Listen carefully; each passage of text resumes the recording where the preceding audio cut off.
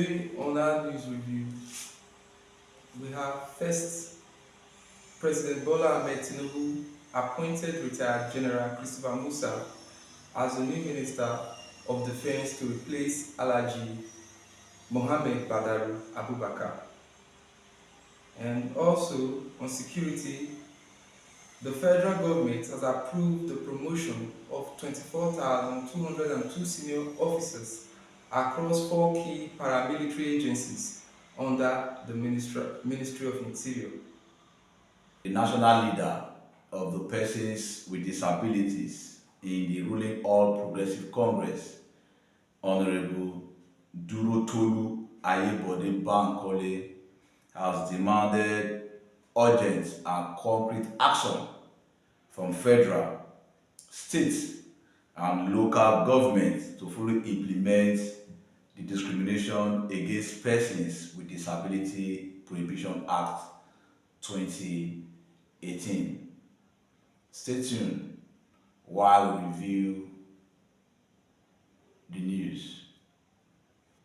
In the week under review, the President, Bola Ahmed Tinubu, appointed Major General Christopher Mustafa, the immediate past Minister of Defense, to replace the just resigned Minister of Defense, Abubakar Badaru.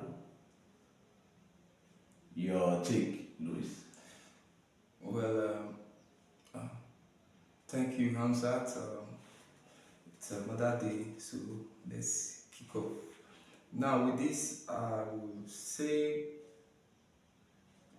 it's really a great move by the president because judging by the records of Christopher Gabriel Musa, you find out that it's not just, will I say, it's not just, this is not just an appointment, it's an appointment that is well deserved.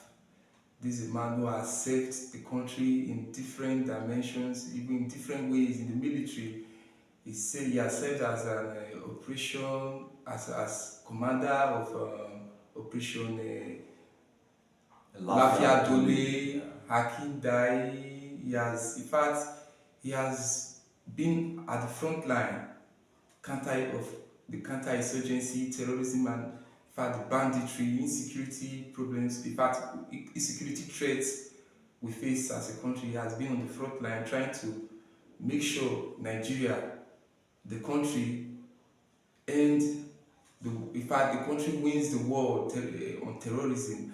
And apart from that, he was even part of he even headed the multinational National Joint Task Force, the Chad region, and he did he did great. In fact, he also got an award from Colin Powell for Saudi Arabia in 2012.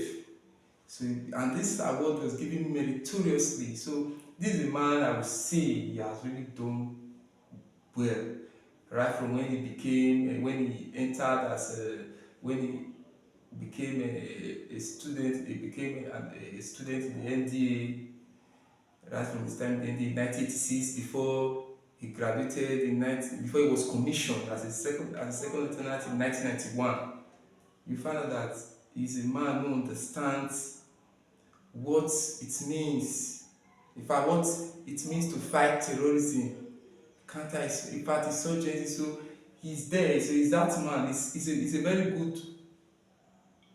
It's a very good appointment. So this is an appointment I would say based on professionalism, because when you talk about the Minister of Defense, it should be someone who has been in the field. Exactly. You understand? Because when I first heard the news, I read the news, my response was square peg is square hole. Absolutely. Like you rightly said, it's like, how I would like to say, perfect appointment. Because Christopher Musa has been there in the forefront, battling not just insurgency or banditry. We talk about insecurity across the length and breadth of Nigeria. And this appointment is even coming at a time that Nigeria are clamoring for somebody that knows the nitty gritty, that understand security, modern yeah, security threats, Yeah. and ways to go about combating them. And Musa, being now the Minister of Defense, from one who once done the military fatigue, fighting insurgency, now will not be where he knows how to administer the necessary and the necessary logistics and equipment, whatever motivation that the men in the front line we need to achieve success. So, like I always say, I'll say it's a welcome development, and it's the right thing to do at this time. Yes, some Nigerians will say it's America. Since America raised the issue of Christian genocide, whatever, by President Donald Trump, we've seen some drastic change in the nation's security architecture. And Musa, as in the office of the Minister of Defense, is one of them, and is top notch. So we are saying, regardless of who is advising the president to take such a decision, we'll say it's a good advice. It's a good advice, and Nigeria will be better for it. But mind you, I will advise the Christopher Mustafa to not let down Nigerians, because Nigerians believe that he can deliver at this point in time, coming from a military background, because for a very long time we have had this kind of persons who from a military background will not be heading the Ministry of Defense. We always have politicians, but to this time we cannot categorically say Christopher Mustafa is a politician. No, because he never even had time to rest before the president Bola Ahmed Tinubu administration snapped him up to replace Badaro, who resigned on air ground.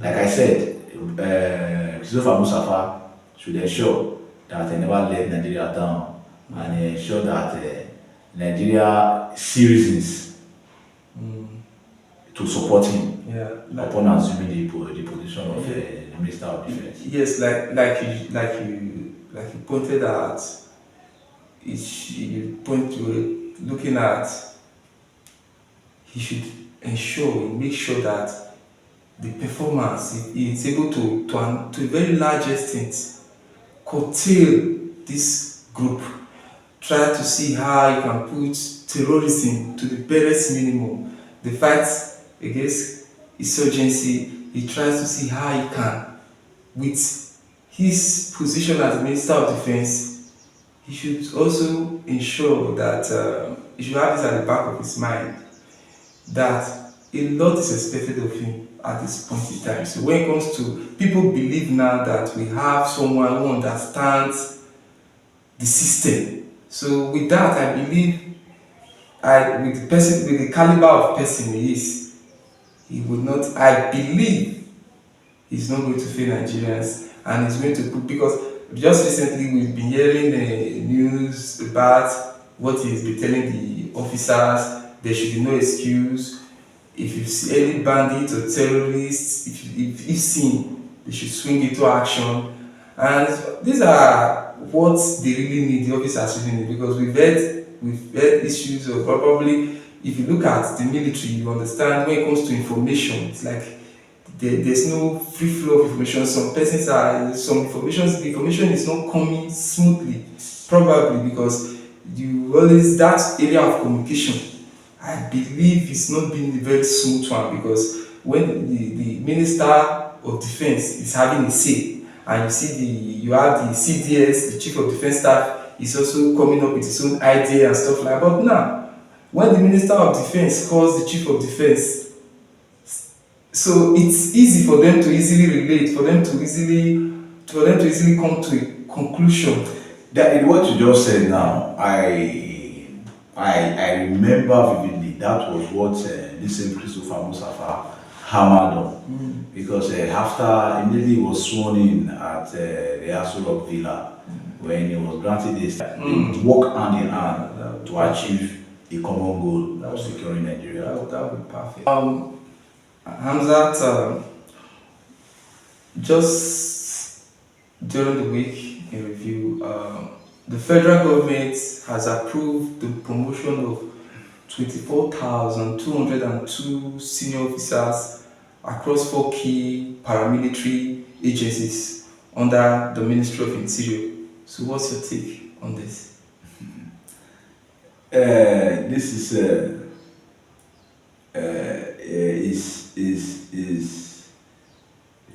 welcome development. Like I always say, a welcome development, because if you remember our last edition, we talked about the federal government going as far as increasing the salaries and entitlement of serving security personnel to encourage those that are willing to enlist.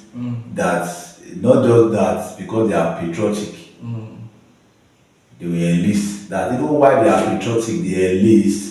They should as well be able to cater for themselves and their immediate family, even extended family, from what they are getting. But they are not getting enough.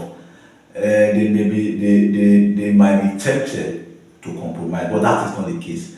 But this case of the promotion, though we cannot call them security personnel, but we feel is the right step. We believe after this personnel are being promoted, we believe that next will be the security agent. Yes, we'll be hearing news of army promotion, police promotion, whatever, but they should go beyond that. Talk about special salary, special entitlement for these uniform men and women, because they are going the extra mile to serve the public. So, like I always say, it's a welcome development.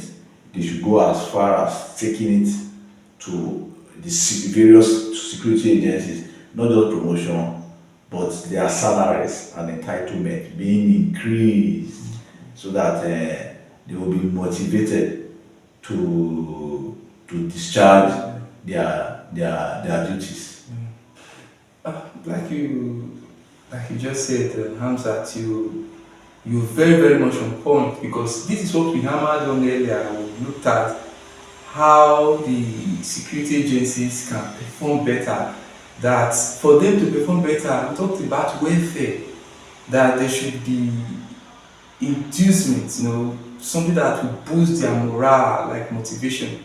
And looking at this promotion of these officers, 24,202, which comprises of the National Correctional Service, talk about the Fire Service, Immigration, and the Nigerian Security and Civil Defense Corps.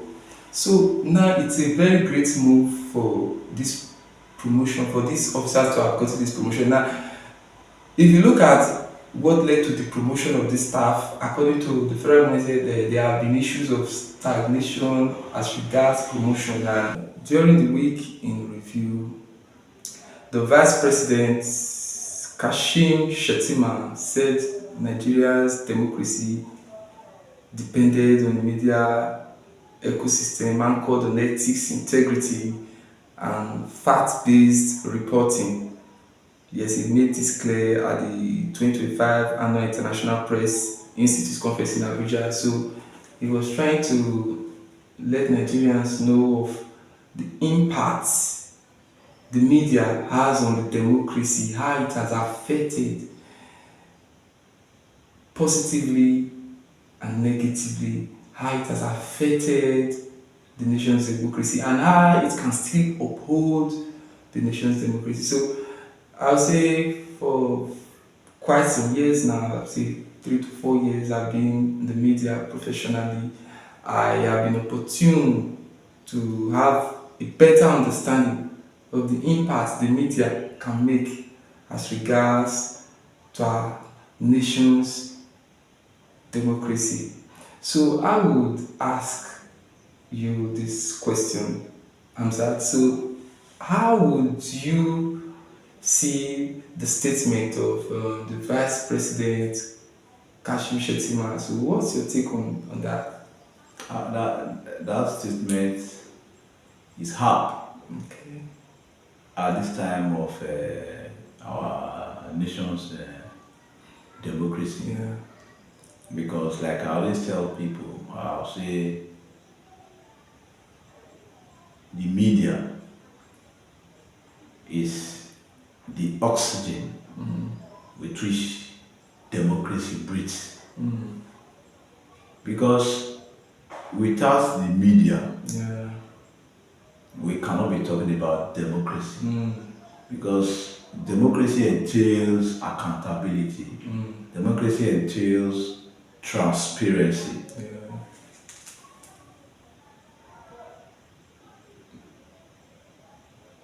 Continue. Democracy entails transparency, democracy entails accountability.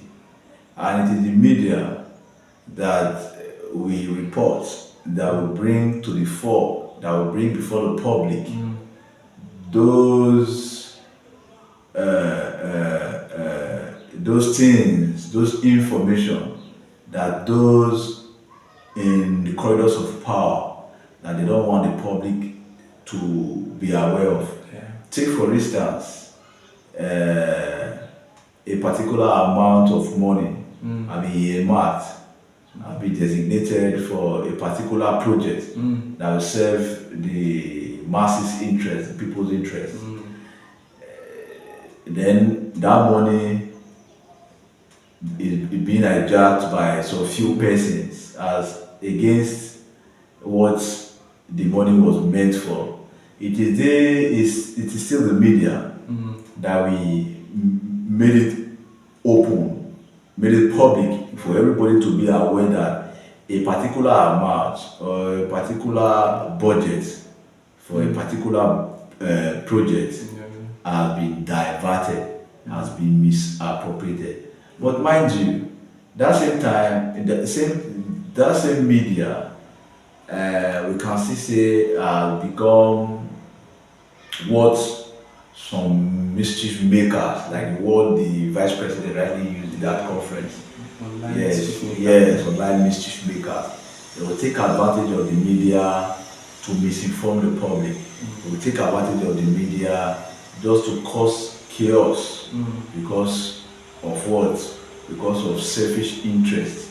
But most time, it boils down to politics because some members of the opposition will want to go as far as trying to sponsor a narrative, we call it propaganda, that is not actually true, but just to paint a picture that will give them an edge over their supposed enemy. So far, so good. Like I said, the gains Nigeria's democracy has recorded in the media has so far outweighed the losses, so to speak, because every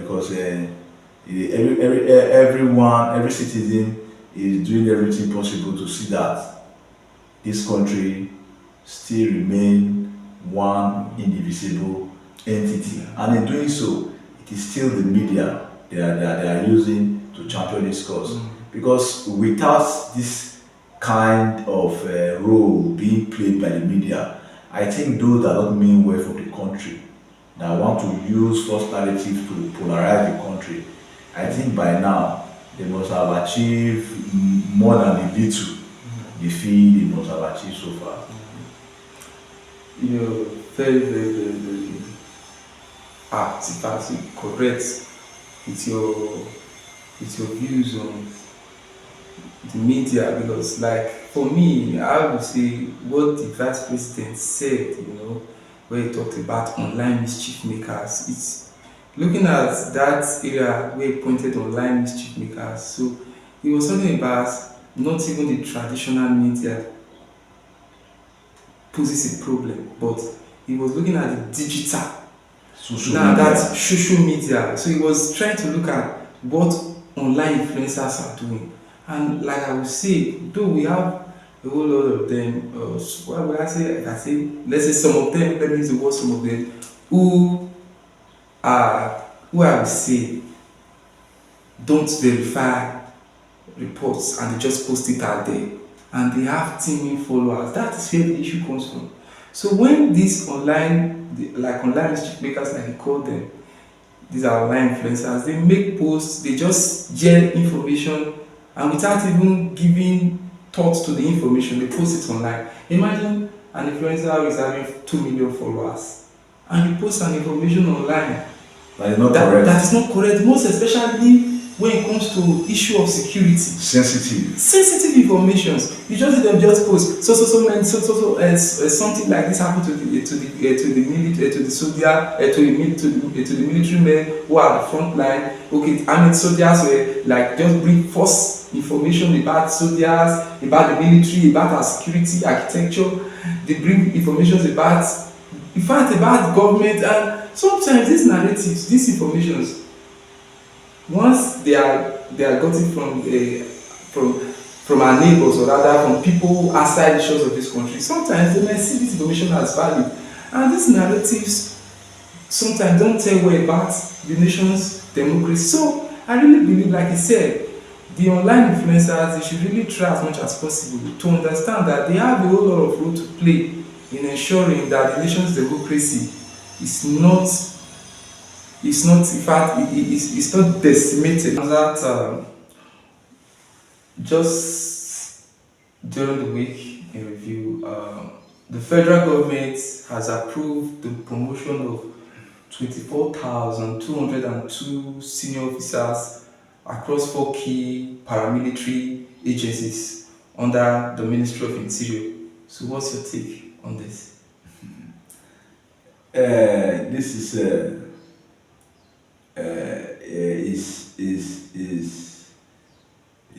welcome development. Like I always say, a welcome development, because if you remember our last edition, we talked about the federal government going as far as increasing the salaries and entitlement of serving security personnel to encourage those that are willing to enlist. That not just that because they are patriotic, they will enlist. That even while they are patriotic, they enlist. They should as well be able to cater for themselves and their immediate family, even extended family, from what they are getting. But if they are not getting enough, they might be tempted to compromise. But that is not the case. But this case of the promotion, though we cannot call them security personnel, but we feel is the right step. We believe after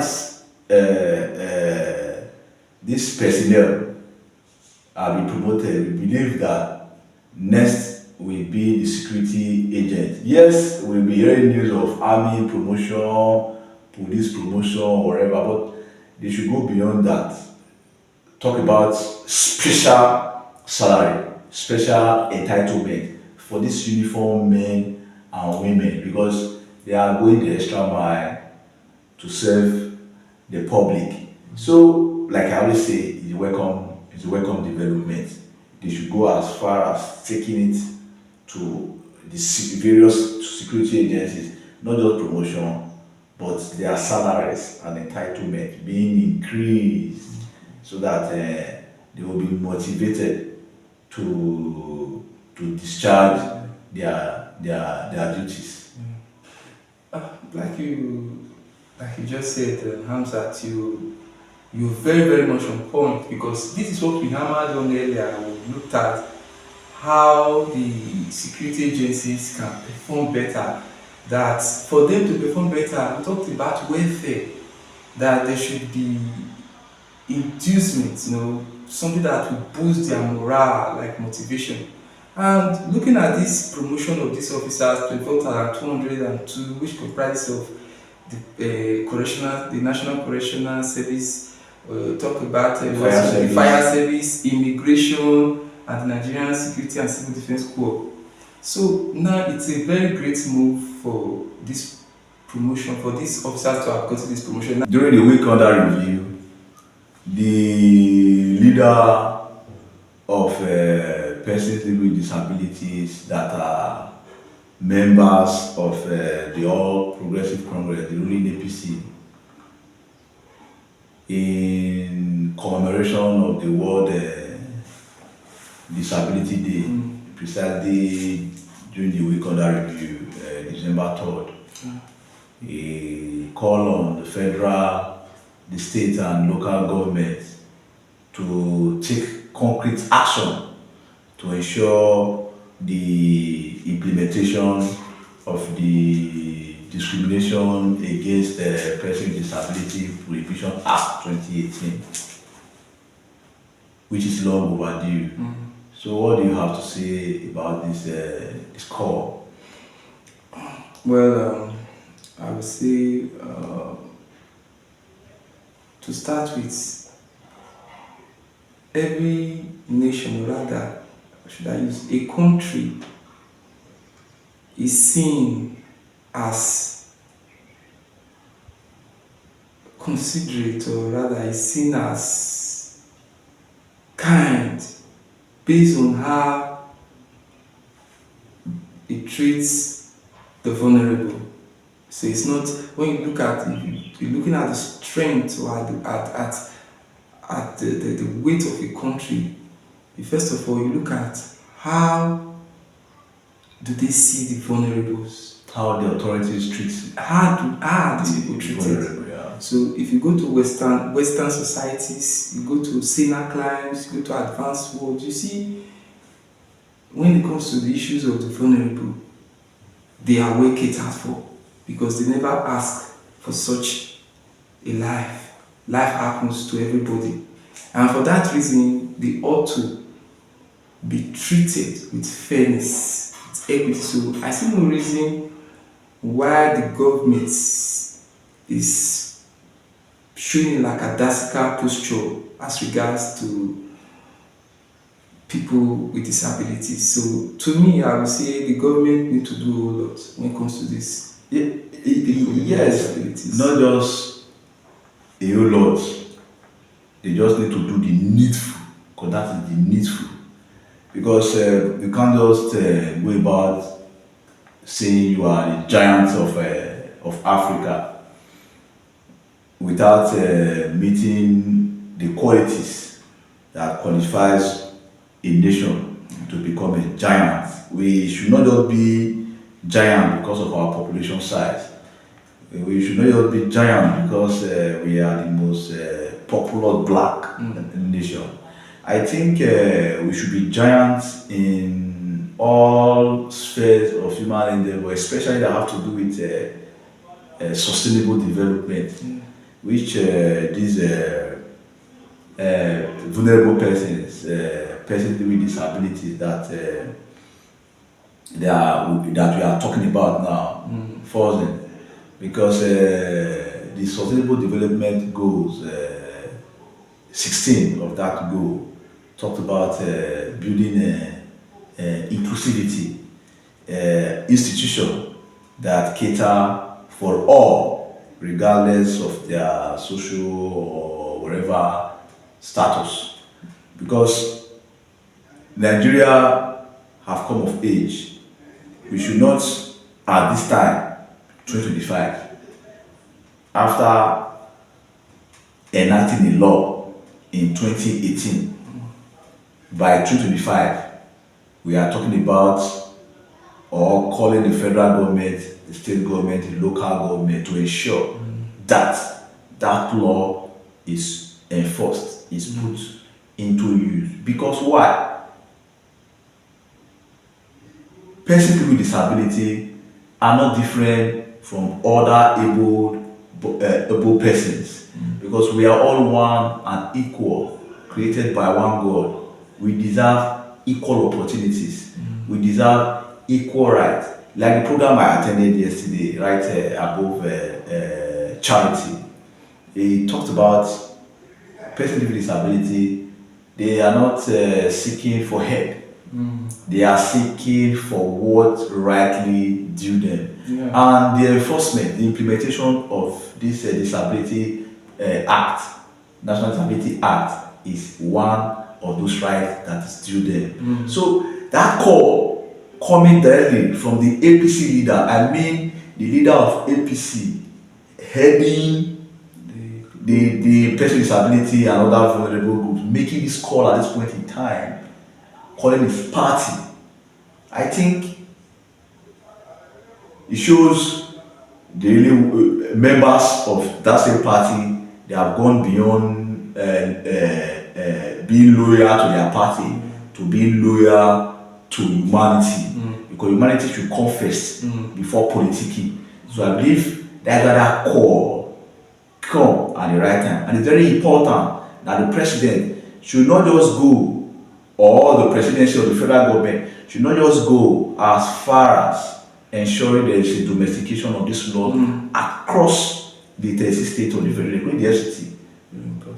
They should ensure that the law they are enforced, they are implemented to the latter, so that the person with disability we feel a sense of belonging. The disability law or disability act should not just be a law or a legislation. The people living with disability should be able to feel the impact. And coming home here in Edo, coming back home here in our Edo, where the same persons with disability are calling for funding for a smooth operation of the Commission for Persons with Disability that was established earlier in the year in March by this current administration led by Governor Monday Okpebholo. But as we speak, there is an issue of lack of funding for effective operation of that commission, because that is what needed to be done. Because if we are talking about the center, we should be talking about the down to the grassroots, because the core will mention the federal, will mention the states, will mention the local government. Because why? That leader of the person with disability or whatever leading the person with disability in APC is ensuring that the government under which he is a member ensure the implementation of that law, which I believe at this time should not just be a mere call. It should be what the government of the day, led by President Bola Ahmed Tinubu, should look into to ensure that the law take its course, so that persons with disability in Nigeria will not be left behind. Yeah. Yes. And that too, I would say you've been able to express express my displeasure as regards to the actions of the government when it comes to people living with disabilities. But I wouldn't want us to forget to acknowledge people who have been at the front burner, who have fought tirelessly to ensure that people with disability, that the discrimination against people with disability, it becomes a law. The likes of Nuruddin Usman of the Kogi Central, who was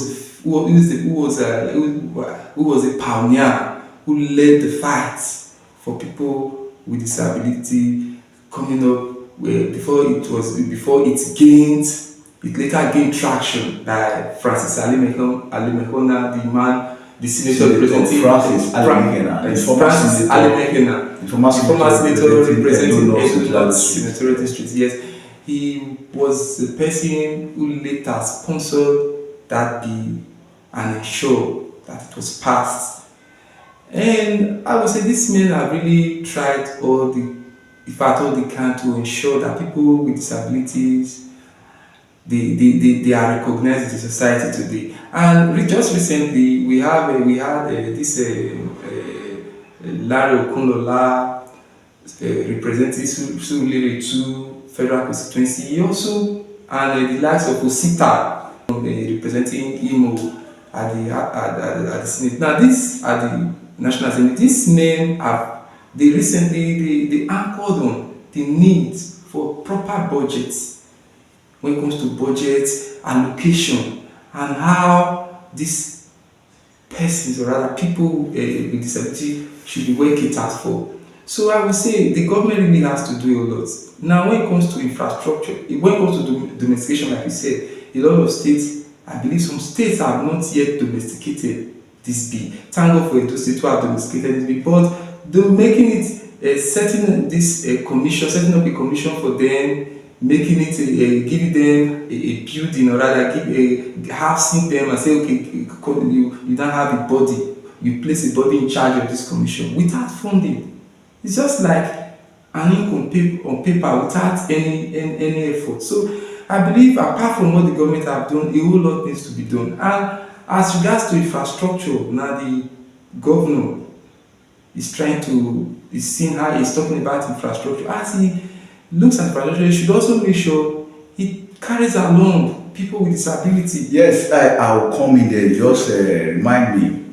Remember when this law was passed in 2018, talking about this discrimination against person with disability prohibition act 2018. When this law was passed in 2018, there was the law had what they call a 5 year transitory period. That 5 years started counting from 2019 to 2024. What does that 5 years mean? That 5 years mean that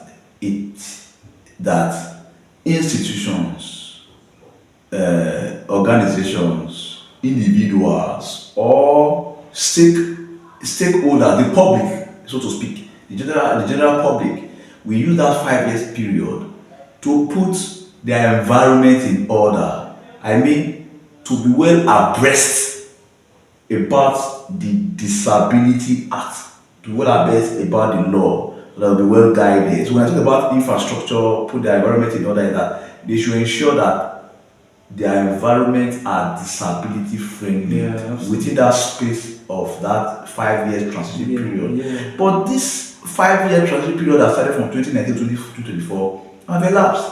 But the federal government have not done what they call sensitization, or try to orientate the general public to let them know that this is this and this is that. This is what we are going to be doing with the Disability Act. But I don't think there is information out there with the public. And again, coming back to Edo 2022, the law was enacted. 2022 have 5 years transition period. That 2022, meaning the 5 year transition period, will expire in July 2027. And as I speak to you, that 2027 is just less than 2 years. But there is no structure, no orientation structure on ground to formally notify Edo people on this disability law, so that institutions should be able to put their environment in order. I mean, by making their environment be disability friendly, that citizens that are not aware about the law should be well abreast about the law, pending that 5 years transition period that I call it period of grace will allow. But we've not seen that. But if we are not doing all this, the government is not putting effort to ensure that this law work, these laws are implemented to the betterment, to the interest of humanity, talking about persons with disability.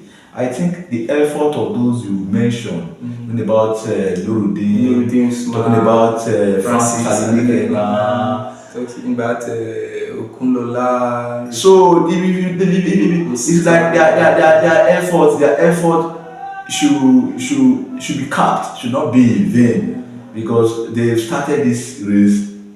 We should help them complete it. Yes. And also, like, like what you just said, in addition to what you just said now, I understand the transition period. Thank you. The transition period is looking at how the government are able to put the infrastructures in place to be able to accommodate people with disabilities. But I know that is a good one. But the government should start with the little ones, at least for the now. Like if you go to the ministries, like they go to the this, they should start first with that the Civil Service Commission, the one at Palm House. Now you know there's that lift there. They should start with a braille and audio. Now they should start with the lift, a braille and audio, and they We're talking about Palm House institution. I think the government should start with themselves. I was at an event where the secretary to Edo State government talking about Barrister Ihilo, talking about a podium he was standing at that event, that the podium is not disability friendly. So therefore, the chairman of the governing council of the Commission for Persons with Disability in Edo State here, talking about Theophilus Ebodion, that the podium was not disability friendly. So therefore, the chairman, Theophilus Ebodion, was unable to climb the podium. But he was saying that I think charity should begin at home.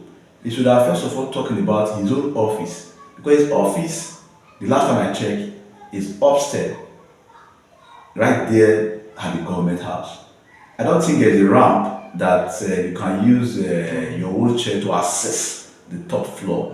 Because I will have a video, where I have to record some leaders of the disability community who were on a courtesy visit to come and see the immediate past secretary of the state government talking about Osadon Ogie. I know we have to lift their wheelchair like bouncers to hit them access the top floor. So I don't know if that have changed as to speak, but I just want to refer to that. But before a government or a state actor should raise that, it should first of all use their own as an example, use what they've done to cite an example, so that the public, those that they are governing, those that they are leading, will learn from them. They will see the need to follow up or follow suit. You're very correct. Like I would say, you see, when it comes to people with disabilities, our government, not just the government now, every citizen, or rather every person that aspire in Nigeria, people with disabilities who are living in the country should have a sense of belonging, because I believe a whole lot of persons, they have some persons, they have some kind of belief when it comes to people with disability. Some tend to see some as probably karmic issues. Some see them as someone with a curse. They believe they need spiritual cleansing or stuff like that. But some persons, I have a friend way back in secondary school, was very active, very healthy. Just recently, I discovered he fell ill and now he's visually impaired. So this was a person who, after going to the 4 walls of the institution, graduating and all that, now is visually impaired. So it means life can happen to Anybody. To anybody. So I believe people with disabilities, they should have we should see them as people who are parts of us. They are not different from us. Rather, we should not see them as an object of pity, but rather we should see them as people who have a whole lot to give. If you go to Western societies like the US, the UK, where the US, UK, Germany, where they have strong laws on the discrimination against disability. If you go to these countries, people with disabilities, they even have more rights. Vulnerable people have more rights than people than the others. So because the government have been able to instill, just like you talked about orientation, the government have been able to do a whole lot that citizens, You don't even want to get into issue with any of them, because if you do, it certainly means you're going to be in a deep mess. So people with disabilities, in fact, it's time when it comes to employment quota, they should have their quota.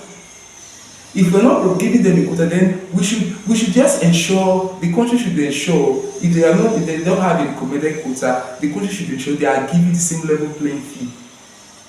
So I believe there's a whole lot more they can do, because we have so many persons with disabilities who are doing extraordinary work, even in Nigeria, even as what about the person, that musician? We have look at the life of Stevie Wonder. If he lived in an environment where they never saw him, or probably where they tend to see him as an object of pity, he wouldn't have been able to achieve that great feat. Yes. So a whole lot of them like that. Even in Nigeria, we also have, there's a musician in Nigeria, this guy Koban Sasuko, very good producer. Yeah. But look at what he has been able to achieve. So these are people with great talents, who can with great inputs. Like you already said, I think that would be our party note when you said persons with disability should be given a level playing field like their able-bodied counterparts. I think that is all we have for today's program, where we review major news that made the headlines across southern Nigeria in the past week. Until then, bye for now.